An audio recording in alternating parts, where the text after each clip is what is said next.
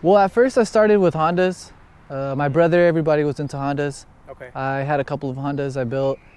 And working at my last job, I worked around people that were into like a VIP style cars. So that was introduced to me. And then I picked up a LS400 I built for over a couple years. And I had a chance to buy this thing. And well, here it is now.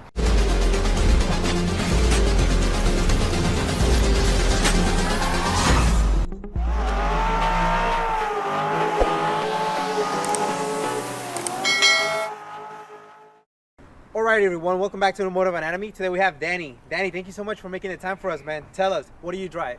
Well, I drive a 1991 Nissan Cima. 1991? Yeah. Man, this looks pretty good for a 1991 car. Thank you, thank you. That's an old ass car because I was born in 1991. I'm kidding. So what is it again? It is a Nissan Cima. So in Japan, formerly known as Nissan Cima. Over here, the chassis code is kind of like a Infiniti Q45, but So tell us, obviously, this is not a common car. What led you into this path? How did this car come about? Where did you pick it up from? I picked it up from a friend. He got it from Japan himself. He imported nice. it, yeah. He had it laying around for a while, and I just decided to pick it up. He said he was uninterested. I was pretty interested in the car. I never had a right-hand drive car before, so it was perfect for me to start, yeah. Okay. Now, it's a big body. Is that your background in cars, or how did you get started in cars? Well, at first I started with Hondas. My brother, everybody was into Hondas. Okay. I had a couple of Hondas I built. And working at my last job, I worked around people that were into like a VIP style cars. So that was introduced to me. And then I picked up a LS400 I built for over a couple years. And I had a chance to buy this thing. And well, here it is now. So it was just sitting back at your homie's pad, and now you're like, let me pick it up. What was your vision for it? This was pretty much my vision. Formerly, I had BBSs on it before, so like a mesh style wheel. But I kind of went with the more traditional big face wheel. But yeah, this is pretty much the look that I wanted for it. Just a original OEM plus lip, very, very, very low, and Super low. yeah. You're not scared of scraping, huh? No, you gotta take with it. You gotta just roll with the punches. So how hard has it been to find pieces and to the maintenance and all that stuff? Well, the pieces are pretty easy, like as far as engine and suspension goes. Oh, really? Yeah. So my front end is swapped to a S14 240SX. So I have coilovers, the lower control arms are all 240SX. Wait. Hold up. What the hell? Okay, so a lot of modification needed, or? No, it's actually pretty common in like the Infiniti, in the Infiniti community with the Y33s and some of the American cars that we have here. It's a lot easier to achieve camber or more low, or easier to get suspension components for S14. Wow. Yeah. So. And it fits this big body. You have to do some modifications, Okay. like buying the lower control arms and the hubs and the brakes and do all that swap over stuff. But yeah, I mean it's pretty much a piece together kit. It's not nothing that it's like some fabrication shop has to do for you. It's pretty much, yeah. Oh, okay. So going back to my original question, so you say it isn't as difficult to find parts now?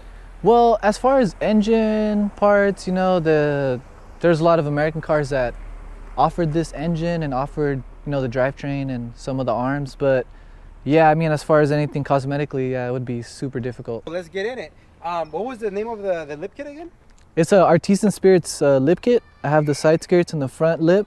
I wasn't too big of a fan of the rear lip, so I kind of went with the OEM. I was thinking of working on something myself, but haven't gotten around to it yet. Okay, sweet. What else have you done to the front? Nothing much, honestly. I really like the simple styling of the car, so I mean I've kept everything OEM. Just try to keep it clean, as clean as I could, That front bumper comes with the parking pole, or? Yeah, it comes with the parking pole. It's not working currently, but I was trying to fix it, but yeah, it's hard. That's cool. Do you know the color of code or the name of the color? Yeah, so originally this car, when it came from Japan, It was like a dark blue color, and my friend that previously owned it, he got it painted at a spot called Buddy Shop. Oh, okay. Yeah, it was out there. I think it's in Arizona, but he got it painted. So the car was clean. He got it painted Chrysler PXR, which is the color of a 300C. So it's like a black. It has kind of a metallic flake in it. Yeah, I seen it. Yeah. So it's an OEM color, so it's pretty easy to find like replacement paint for it. But they got rid of like the side markers that are right here. So it's like nice Cleaner and look. flat. Yeah, it's cleaner look. It doesn't have those it's like some big lights. All right, cool. Tell us a little about your suspension pieces. So my suspension pieces, in the front, it's S14 adjustable top hats. I got my lower control arms extended, as far as my tie rods too. I got them extended by a friend called Tommy. He does a lot of fabrication for pretty much cars like this. What else do I have? That's pretty much it for the front. Yeah, so the rear suspension, the camber arm, the upper control arm, and the toe arm is all Tiedemann. The lower control arm is just a off-brand arm that I got because some of my bushings were shot, so yeah, I changed them out. So as far as my suspension goes, that's arms. My air suspension is set up pretty cool. I waited a while to get them done because basically your traditional bag setup would be like just one bellow or maybe like a dual bellow. It's pretty big and bulky. And what I went with this was like a slim double bellow. Okay. So it has less air volume. So basically I get like a stiffer ride, more towards like a coilover feel, I guess. Yeah, so I don't need too much air at a lower PSI. It rides a lot more comfortable than a traditional airbag setup would be like. It's pretty nice, man. I got slim double bellow all the way around, so it's kind of not hard to get, but I just had a special order. Yeah, I had a special order. More difficult than the traditional? Yeah, I had to pay a little bit more and like, you know, just wait a little bit longer, and they had to make it the way I wanted it, and it was pretty cool. I went with a company called Air Force, and they offered a good price and basically what I wanted. Yeah. That's awesome, dude. Yeah, so they're pretty good on affordability, and quality was there too. So Okay. yeah. And what kind of compressor? I have a 444 V-air compressor, just a 5-gallon tank. It's a pretty basic setup, just my regular basic nozzles, and it's nothing special. Okay. Something I pieced together. Nice. Well, it sits very nicely. So now I guess let's talk about what it sits. Tell us about the wheels and specs. Okay, so these wheels are SSR Vienna Dish EV. The front is a 19. I mean, my bad, I'm sad. The front is a 18 by 9.5. He doesn't want to say his specs. I know. He's lying. It's an 18 by 9.5 with a 4-inch lip in the front. That's insane. And then the rear is an 18 by 9 and 0.75 with a 5-inch lip in the rear. Oh, good. And the tire? Whatever I could get. Yeah, with the camber that I'm running, it's kind of hard to get like an expensive tire. You just kind of go through it. Yeah. How many degrees of camber would you say you're running? I think in the front where it sits right now is about 12, and the rear is a little bit more, probably like 13, 14. Yeah. You're fucking insane. Yeah, so I picked these wheels specifically because of just like the tradition that they have in the VIP scene, and a lot of people kind of steered away from this look, I feel like. So I kind of wanted to not bring it back because it's always been around, it's always going to stay around, but I kind of wanted to have that car with the original VIP look, and I went with like a silver face, like no crazy colors or no big mesh wheel or nothing like, you know, I just went with the super traditional VIP wheel, and I think it looks great. You nailed it. Yeah. You freaking nailed it, man.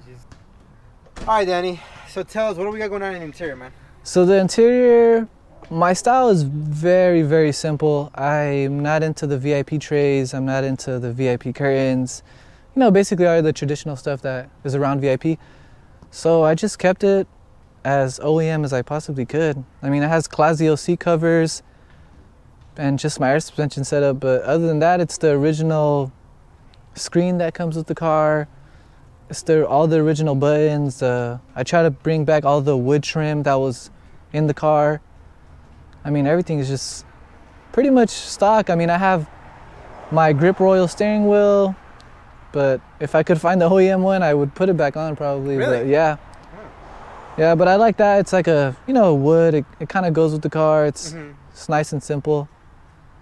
But yeah, I mean, nothing too crazy about the interior. It's just, I like the OEM styling of the car. So more original, I guess it's better in my eyes, Dude, this is super clean. Super clean. I like the gray interior as well. What are the future plans for the interior? For the interior, it does have like some blemishes in the B pillars and some of the pillars. It's pretty dirty, so what I would like to do is just clean everything up. I mean, the interior needs some work that I think I haven't focused on because, when you get a car running, you kind of just want to enjoy it and you don't want to tear it apart again. So I definitely just want to get to all like the little nicks and crannies of the car, you know what I mean? Just a lot of different spots where I could get more attention on, but since the car's pieced together already, you just want to drive it and enjoy it. So yeah. All right, so what are we starting at? SR, RB? B16? No, it's actually a VH. Are you recording? You good? You good? Yeah. Okay. All right. Yeah, so what you're looking at is just a VH41. It's an engine that was offered here in the United States, and it was also offered in Japan. Nothing too special. It's pretty low miles. I have 80,000 kilometers right now, so that would be around 60,000 US. Yeah. Not bad. 491. Yeah. I mean, it's pretty much stock. So 8-cylinder, big body. What are the future plans for this? Well, one of the future plans that I had with it were to be a full engine tuck. I mean, the harness tuck. And I kind of wanted to get rid of like all the ABS stuff and tuck my brake lines. Oh boy. Yeah, it's something that I've always kind of wanted to do on a car, and I think this might be the one. The only problem is that I don't want to get rid of the AC, but AC works? Yeah, the AC works perfect. Leave it. Yeah, I know. Leave it. Don't mess with it. So as far as that, I mean, I want to do it. I don't want to do it, but it's just one of those things that we'll see where the car goes. And sometimes I pick up a car, like I picked up this car and I didn't have plans to do a lip kit. I didn't have plans for the VIP wheels. I wanted just like a super low stock body car with the BBS RS. But you know what I mean? After you're owning it over some time, you kind of want to do more. So Hey, I think I'll enjoy this stage of the car, and then it'll probably just escalate to another, and then you know what I mean? Until one day I'm just over it. Has it been reliable? Yeah, everything's been reliable. I haven't had a problem. I drove it to San Diego. Wow. I drove it to San Diego once for VIP Fest back in November. Did a lot of driving out there. I mean, we're up and down everywhere. So other than that, I mean, I drive it here and there to shows and back and to work and back sometimes. And I've never had a problem. This is badass, man. This is so badass. Well, Danny, thank you so much for taking the time and showing us this amazing car, man. You're welcome. You're welcome. Big body, it's beautiful, super clean. A lot of hidden details that we don't know about that makes it look this simple and clean and with the perfect stance. So tell us any future plans that maybe you forgot about and any shout outs. Future plans, just kind of clean it up, get it real nice and up to my standards, which is pretty hard to do, but just get it clean to where I'm happy with it. And other than that, just want to shout out, my friends that helped me build this car. Tommy for fabricating my lower control arms, and definitely Karuma, man. They stand behind me, they push me. We all build nice cars, and I think they always push me to do something cleaner, do something nicer. And honestly, I think without my friends, I probably would have never had this car. I would have steered away from it. I probably would have been like, it was too much problems or, just issues with owning a car like this. And they definitely pumped me up to, further my outlook on the VIP scene and definitely just look past a regular car and build something extraordinary. So for those who don't know, like myself, what's Kuruma? okay, so Kuruma is basically a clothing brand that my friend Taylor, he started with his friends, and it's grown to like a family. And yeah, we just make clothing designs. We each pitch in ideas. We go to shows. We rock our sticker, and people like it and people support it. But overall, we just like to have fun, man. We just like to hang out, and even away from cars. I mean, they ride dirt bikes, we ride skateboards, and we just kind of bullshit around and just have a lot of fun, man. I think it's bigger than cars now. It's definitely like just a family that we just enjoy, just inspiring each other, and it's nice to be around everybody like that. That's awesome, man. Yeah. Well, thank you so much, Danny, for making the time once again. This is definitely not something that you see every day, and definitely not this clean to these specs, and I can't wait for the future for it. Honestly, to me, it's done, man. Yeah. It's perfect, but Thank again, you. You have higher standards than I do, so. I don't think it's the standards. I think it's just like when you own the car, you kind of see a little bit more of what the problems are, and you know, to somebody that first sees it, they just they see all the good, and I think I look past all the good and I see all the little bad parts that I could fix. So yeah, but thank you, man. Thank you. No, thank you, and keep the AC. I will.